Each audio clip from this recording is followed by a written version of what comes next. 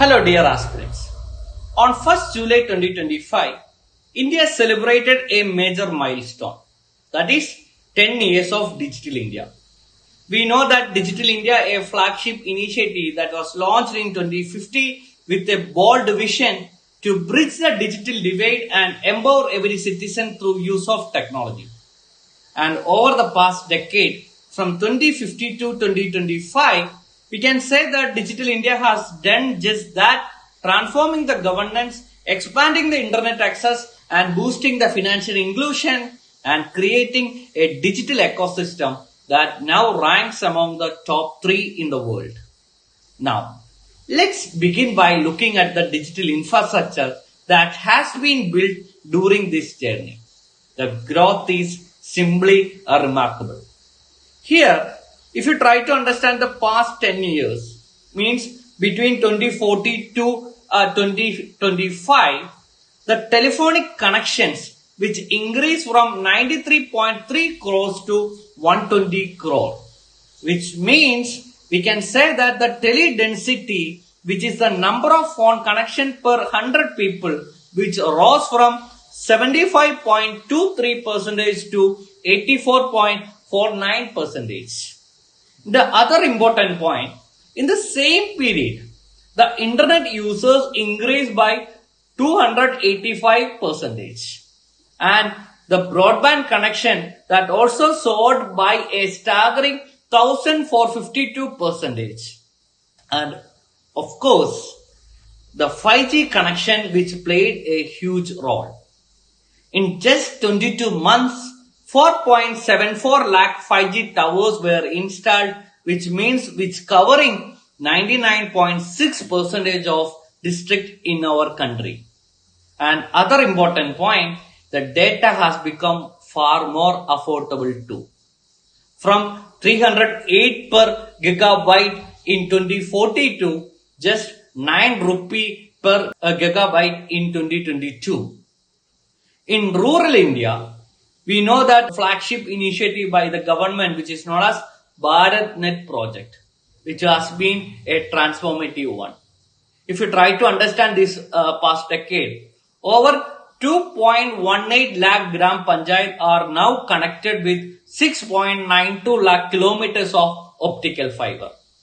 And 4G connectivity that has also reached more than 6.15 lakh villages across India. That is a digital inclusion on a massive scale. Now, let's talk about digital finance. We can say that is one of the digital India's biggest success story. For example, take UPI. We know that UPI, which stands for Unified Payment Interface.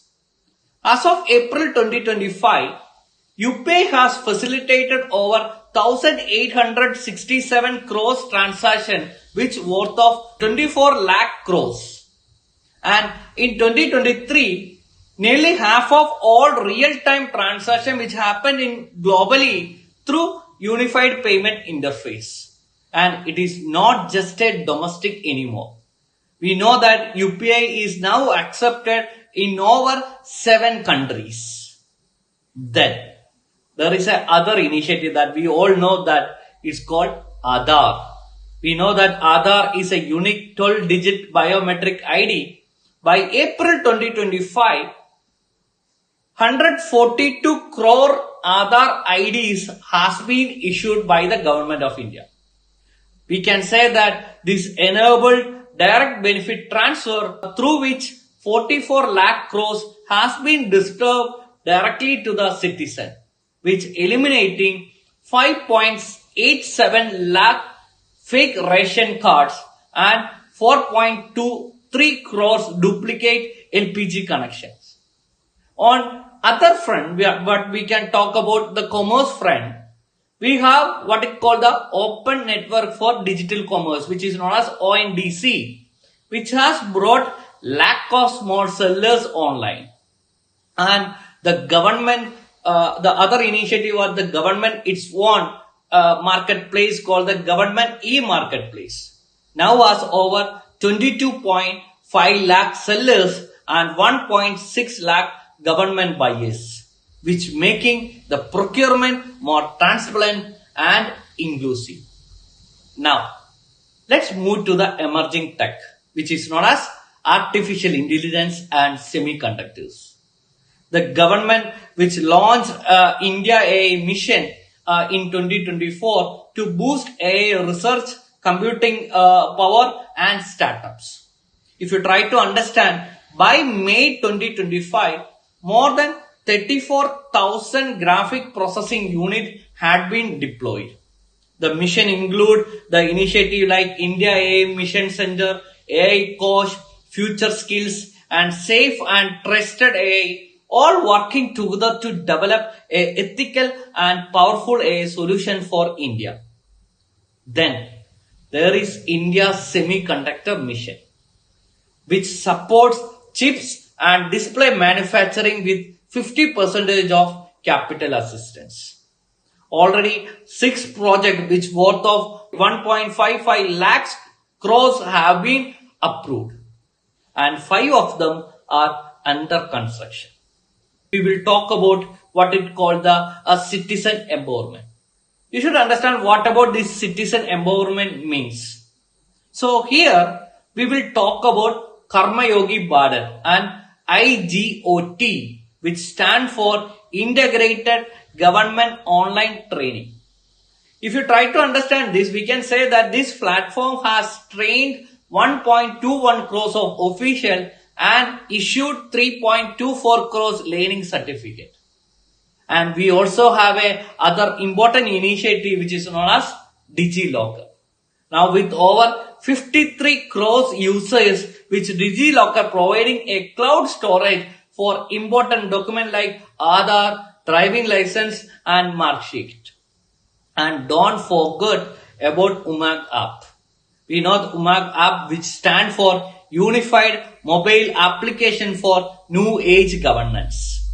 It offers over 2,300 services in 23 languages, from filing income tax to booking gas cylinders.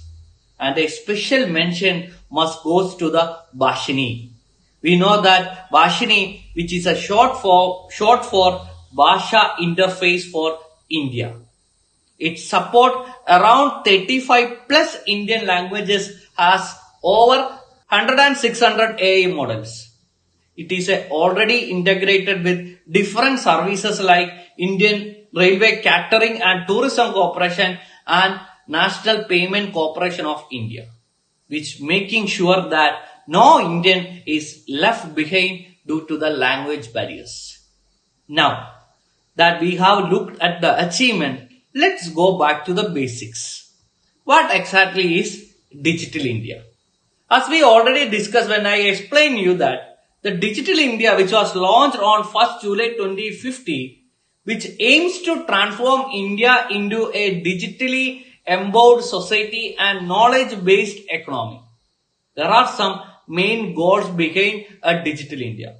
One of the main goals of Digital India is bridge the digital divide. Second, ensure the inclusive digital access. Third, what we can say that drive the economic growth through innovation. Fourth, improve the quality life through technology. And also, this framework is based or built on 9 pillars, which include 1. Broadband highways. 2. Universal mobile access. 3. Public internet access by common service centers. 4. E-governance. 5th, E-Kranti, which delivers government service online. And 6. Information for all. 7. Electronics manufacturing. 8. IT for jobs. And 9. Early harvest program like Wi-Fi in public places and biometric attendance. And these are some of the major platforms developed under the Digital India. Like we can say that Aadhaar, Beam, DigiLocker, eSign, My Government and BharatNet. But while there is a lot of celebrate, we must also realistic about the challenges. The first challenge, I will say, the digital divide. In 2023, the rural internet penetration was only 33%, which shows that large part of India still don't have a reliable access. Second, cyber security. Means cyber security threats are on the rise. In 2022 alone, India saw 30.91 lakh cyber security incidents. But we still face a shortage of 8 lakh skilled cyber security professionals. Third, data privacy. We know that data privacy remains a big concern even after the passage of Digital Personal Data Protection Act 2023, a 2024 report which shows that 61% of companies were still violating the consent norms. Fourth, there are infrastructure bottlenecks, which means India ranks 25th globally in mobile internet speed. Many areas are still have a poor 5G connectivity and low fiber optic coverage. Fifth, regulatory uncertainty, which means the regulatory uncertainty which make it difficult for a business. The delay in spectrum motion, overlapping regulations and frequent policy changes add to confusion and increase the cost of doing business. Even the public platform like COVID vaccine means COVID Vaccine Intelligence Network and other have faced issues around fraud and reliability in the remote area. Now, let's not ignore the environmental cost also. We know that the digital growth has generated more e-waste that was increasing from 1.01 million ton in 2019 to 2020 in 1.75 million ton in 2023-2024. We also need to address the high energy consumption of data centers. So, what we can do to strengthen this digital India in further?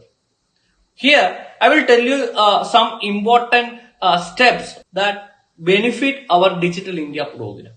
The first important point I will say, the bridge the digital divide by expanding PM Vani. We know that PM Vani means Prime Minister's Wi-Fi access network interface and BharatNet. Also, we should subsidize digital device and create more regional language content. Second, improve the cyber security. We should strengthen the Cyber Surakshit Bharat we should increase the cyber security, which means strengthen the cyber security Surakshit Bharat.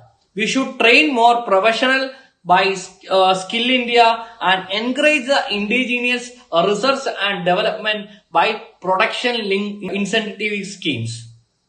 Third, enforce Privacy Act. We should create a regional data protection officers and to certify the data localization rules. Fourth, promote digital literacy through campaigns like Pradhana Mantri Gramin Digital Surakshit Abhiyan and train the people in cyber hygiene and digital navigation. And fifth, manage e-waste. We should linking it with the Swachh Bharat mission. What we need in the present time that we should link it with the Swachh Bharat mission, which means supporting the green tech startups and the incentives in eco-friendly hardware through PLI. Finally, we can say that integrate public platform like Aadhaar, UPI, DigiLocker and ONDC to reduce red tape and make service delivery easily. Now, let's talk about how this topic is important for your exam. We know that this is a gold mine for your general studies paper 2, which is governance and e-governance digital initiatives. And also which is connected with the GS paper 3, which is related to the science and technology, cyber security, digital infrastructure. At the same time, this topic can be asked in the essay writing and ethics case studies. especially in the last part of your UPSC preparation in the interview also. Topics like digital empowerment, technology for inclusion, and India's tech-driven future are extremely likely in upcoming UPSC and the PSC mains examination. So remember aspirants, as India dream of becoming the Vista Bharat by 2047, the Digital India is not just a policy. It is a platform of empowerment, a pillar of inclusive growth, and a symbol of 21st century nation building. Thank you for listening and keep learning with a purpose. Thank you.